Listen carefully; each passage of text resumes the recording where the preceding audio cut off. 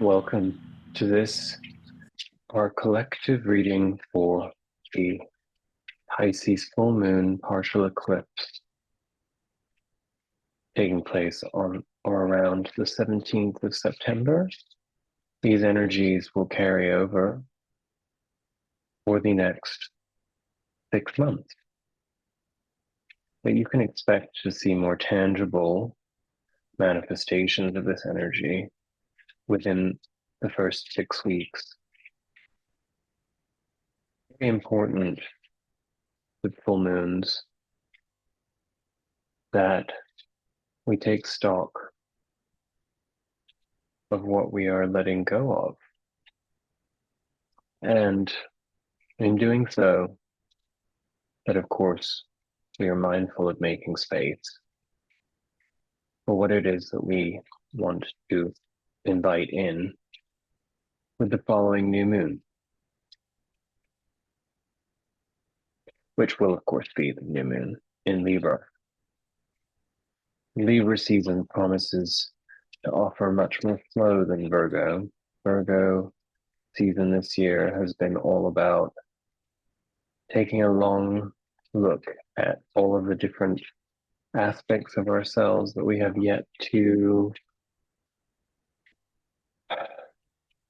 release.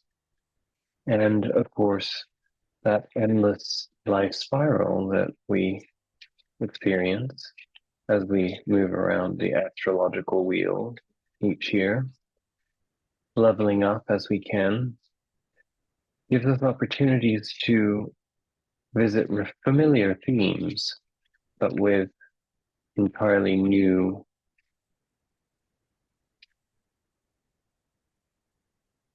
opportunities for growth and new ways to release the aspects that are unnecessary to our foundations.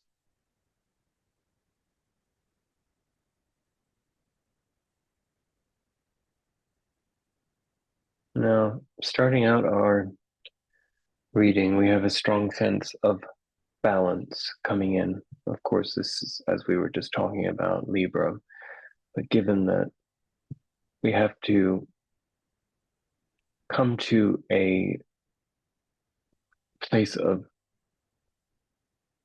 acceptance of imperfection and acceptance of what gets in the way of us being of service to ourselves and to others. Justice here represents the opportunity for us to see the contrast between these two sides of ourselves, to experience how we have been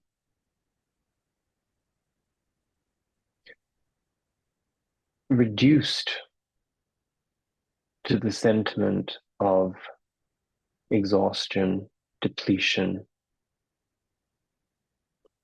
feeling that there's nowhere else for us to go as a result of having accumulated these very distinct 10 swords, 10 aspects of the truth that we have chosen to attach ourselves to.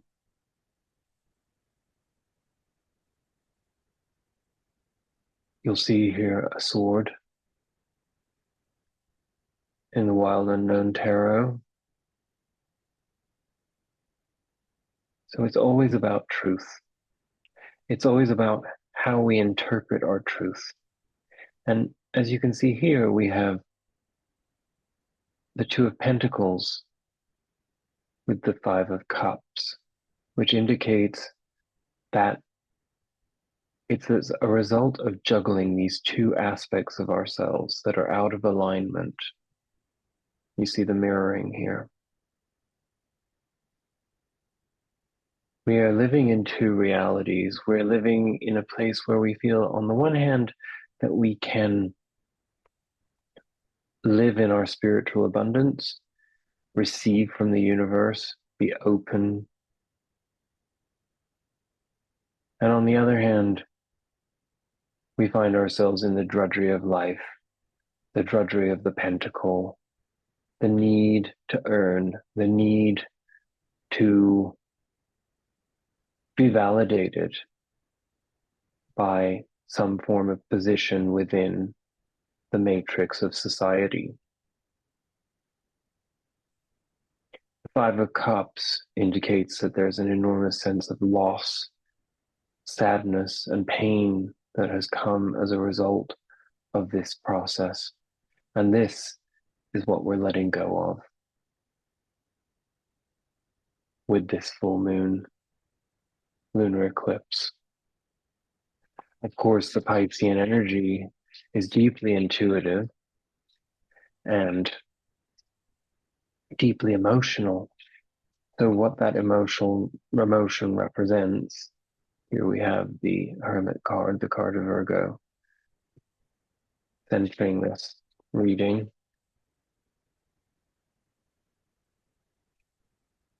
It really is a time for us to be paying close attention to our dreams. I don't know about you, but I've personally had extremely vivid dreams that I've been unable to retain any recollection of upon awakening, but that have each day left me awakening in a different state emotionally. And there are clues in these emotions. Usually, in my case, they have been discomforts. They've been indications of parts of myself that I don't understand, which is why they create an uneasiness within me. So these, of course, harken back to our deeper traumas. Perhaps we've been doing a lot of work to think about how our emotions have been tripping us up in our ability to externalize our authentic self into full existence, into full acceptance. A lot of what I sense the energy we are experiencing currently is about, it comes down to having spent years of our lives negotiating with the outside world in silence. And what this leads to is an extremely uncomfortable division between the way that we present to people, the way that we feel that we can be received by other people, and the way that we would like to be received. And of course, the way that we would like to be received is also an indication of the reality that we would like to create in our lives and that we're unable to create.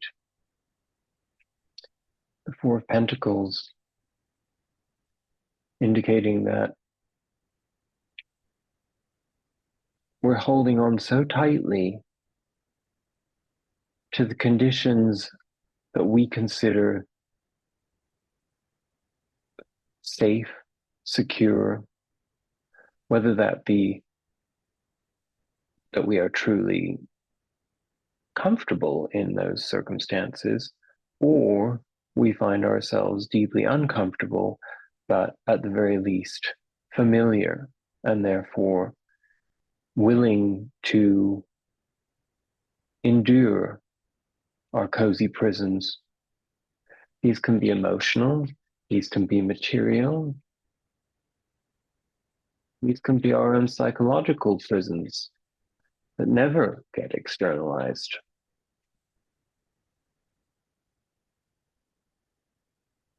Where are you holding on so tightly that you can't receive the light of the sun?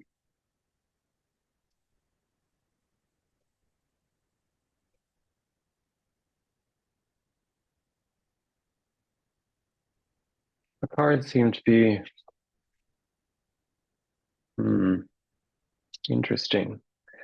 That the world was hidden right behind that devil. I was about to say that the cards seem to be quite stubborn um, in moving beyond this energy that we have here, but as you can see, part of what this Four of Pentacles creates in us is the devil energy. The devil energy, of course, being all of our insecurities, all of our codependencies, all of our feelings of inadequacy that we need to compensate for, and that we will always seek out some form of escape to to um, to give us some sense of fulfillment, even if temporary. And so that could be alcohol, that could be drugs, that could even be spirituality, tarot, astrology. You know, very often when we are in a seeking state, we can lose ourselves in the voices of other people. We can lose ourselves in those voices that give us more of a reinforcement of hope, perhaps even with fantasy scenarios. I know that one of the biggest struggles that I've had on my own journey with trying to establish some form of a voice for myself in this realm has been that there is this desire for mundane astrology and tarot that basically is more of a crutch, of a reassurance tool. Now, of course, we always want the evolutionary process of these readings to translate to something that elevates us.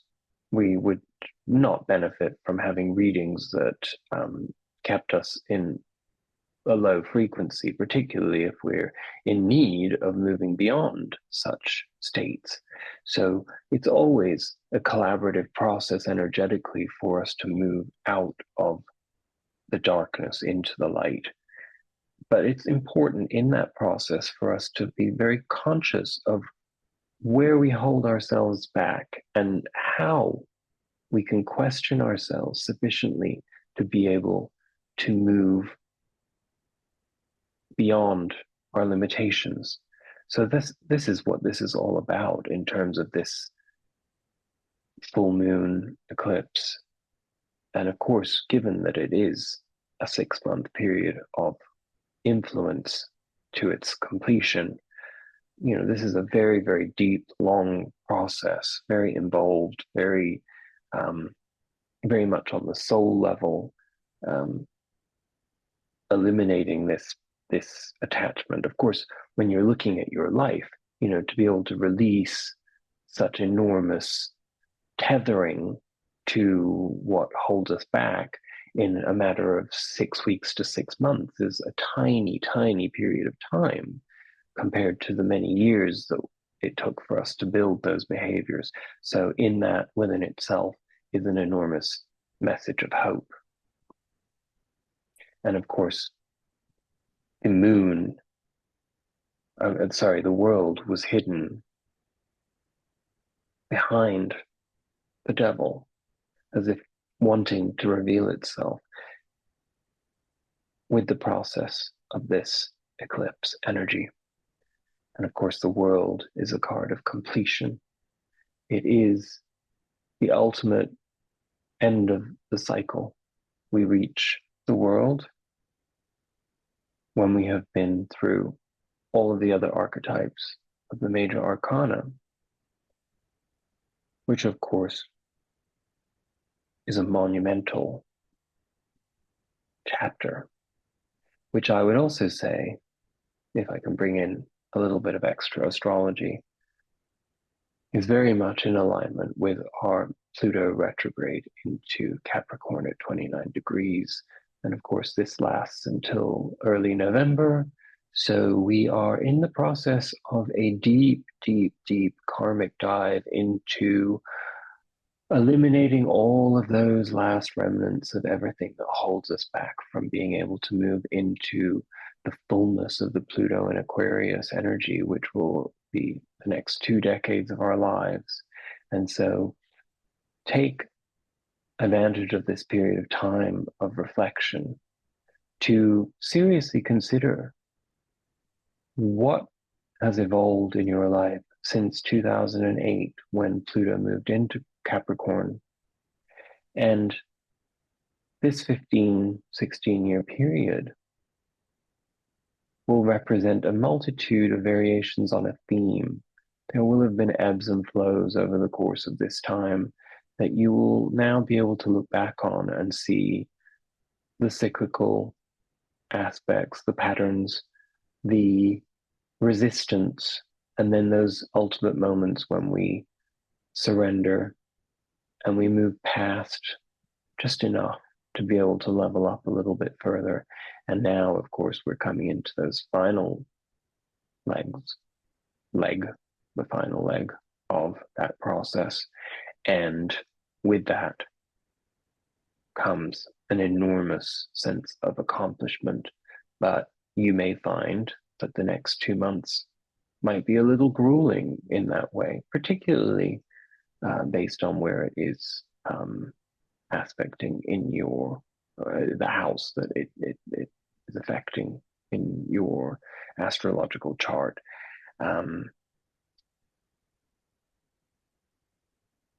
You'll probably be able to pull that information instinctively just from looking back at your life and seeing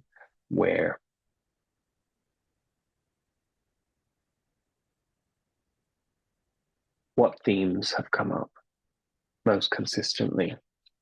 I'm going to take one more clarifier on this energy before we move into some oracle cards.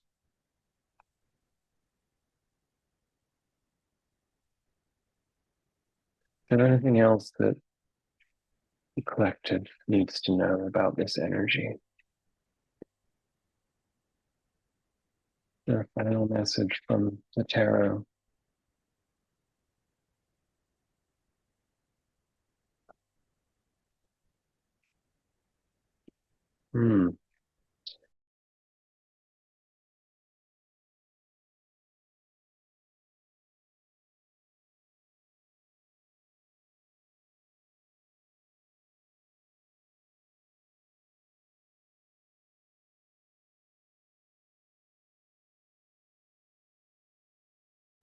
Nice. Really speaks to what and how this energy has affected us most over the last 15 years of our life.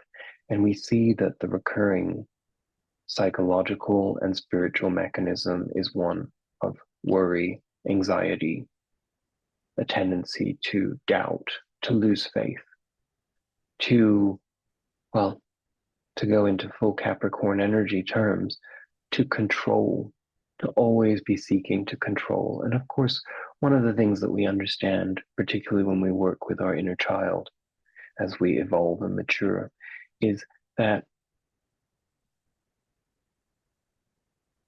this need to control at all costs will eventually shrink our universe down to such a small container of life force that we can no longer receive opportunities. We can no longer give and receive love outside of the confines of whatever we are limiting ourselves to. The magic that we desire to possess and to have access to in our lives cannot flow when we are in this state. And it is a self-imposed trap. It's a self-created trap. And it's very difficult for us to accept that. But in this 29th degree of Capricorn in Pluto, we really are being pushed with the help of this eclipse energy to come to a full release of whatever these stories are that keep us in a control dynamic and that limit us to experiences that we are probably tired of, and we're probably all ready to break free of all of those constructs all those limitations that we've put upon ourselves, that we don't want love, romantic love, that we've moved beyond these constructs, that we don't need new friends, we can't deepen our friendships any longer. We've reached a certain point in life where these things don't flow in the same way.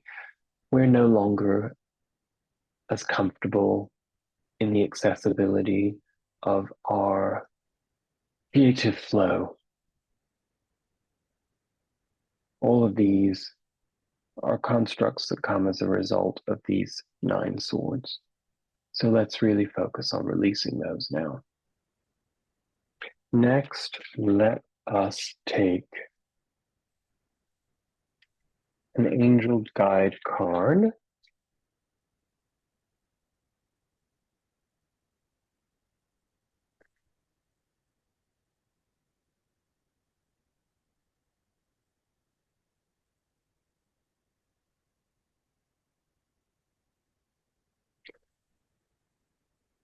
El Maria, spiritual force field. Protective light is surrounding you. You are safe. El Maria, or simply Maria, is a name that was used to protect the identity of Ranveer Singh, a spiritually aware and connected Sikh man who was born into a powerful family that ruled Kashmir in the Indian subcontinent in the 19th century, and is said to have intervened both spiritually and physically to stop the British invasion of the region in 1845. This wise soul is now able to help us block and remove any energy that is coming to us that is not serving our connection to God. This wise spiritual guide works closely with the angelic realms and can help us understand if something or someone is aligned to goodness and truth or not. He helps us connect to our inner teacher, the part of ourselves that has never left the heart of Source. A powerful spiritual force field of light is surrounding you at this time. It's important to let go of any dramas or energy that aren't serving you. Remove yourself from situations that are heavy or draining. Retreat from harsh people and places so that you can feel safe and connect with what is important to you and will lead you to the ascent of your soul. You are being guided to remember that there is a powerful light within you that has the ability to reach you, to teach you many lessons. In order to connect with this light, it's important to be able to let down your defenses. And Maria, I have no idea how you pronounce that, and angels of light are here to help you determine who is in your world has your best interests at heart and who has ulterior motives. Trust in what you know, what you feel, and most importantly, what is being revealed to you now. And last but not least, a white light oracle card to end our reading.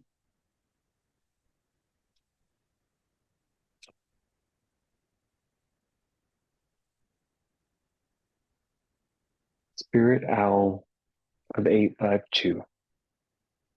Recalibration to a higher order of divine purpose is in progress. It is not always a smooth ride, but it is safe to be fearless as you gently hold space for new ways of thinking, living, and seeing to emerge. You are encouraged to let go of opinions and belief systems that cannot support you in higher frequency states. You shall soon recognize a truth that cuts through confusion and frees you to proceed with love, peace, and higher understanding. To end our reading, I'm going to read a brief quote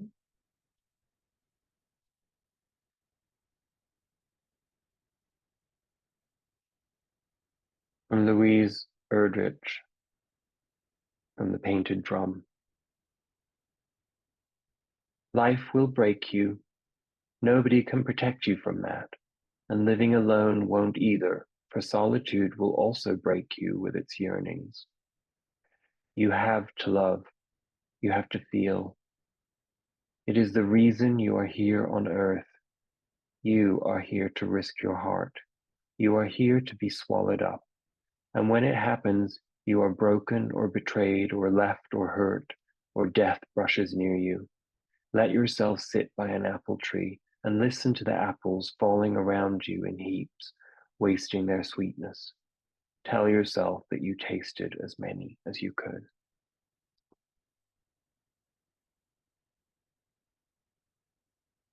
And for the sake of giving us some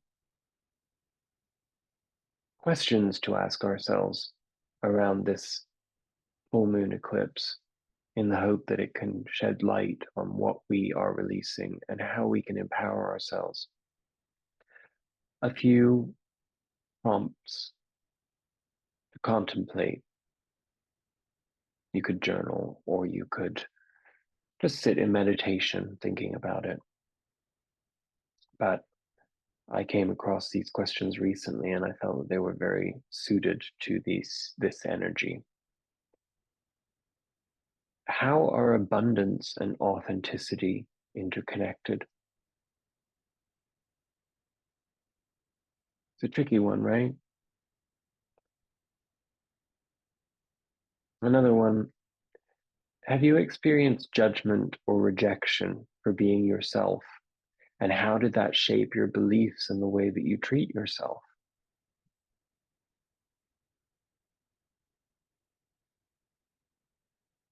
And then as a result of that, in what ways do you hold back your truth from the world? If you knew you would not be judged, what would you do differently? And what might it look like to contain your energy rather than confine it?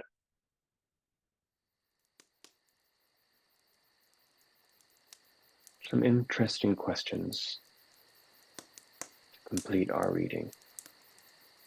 I hope this was of help to you. I wish you all the very best as you navigate this energy, and I will see you very soon.